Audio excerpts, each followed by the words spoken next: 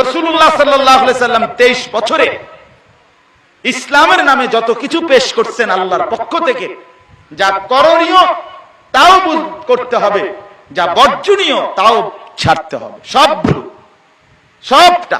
ওয়া আমিলুস সালিহাত, এটা বহুবচন, বহুবচনের শব্দ। তো আল্লাহ তাআলা বলেন পূর্ণ ঈমানদার হবে, সমস্ত নেক আমল করবে। এই কয়টা হলো ভাই? দুইটা।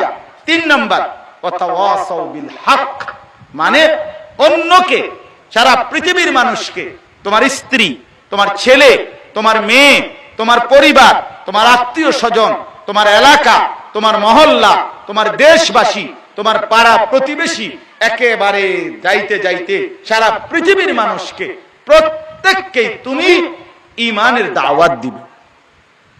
নিজে যেমন পূর্ণ মুমিন হবা, এই ঈমানের নিয়ামত তুমি অন্য মানুষদেরকে গ্রহণ করার জন্য দাওয়াত দিবে।